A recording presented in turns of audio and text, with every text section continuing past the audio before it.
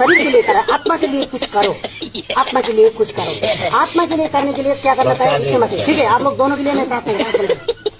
स्वर्गीय पिता परमेश्वर, म प्रार्थना गर्छु पवित्र आत्मा आजको दिन यो दुईजना व्यक्ति छ प्रभु परमेश्वर, आज यो दुईजना मानिसहरू प्रभु, उनीहरूलाई केही पनि थाहा छैन, केही पनि यिनीहरूले जानेको छैन। यिनीहरू एउटा ड्रेस लगाएर, यिनीहरू एउटा भेष एउटा धारण गरेर आज हिँडिरहेको छ, यिनीहरूले केही पनि कुरा जानेको छैन। स्वर्गीय पिता तपाईँ हुनुहुन्छ, तपाईँले नै यिनीहरूलाई बनाउनु भएको, यिनीहरूलाई उनीहरूको आमाको गर्भमा रच्नुहुने परमेश्वर तपाईँ हुनुहुन्छ।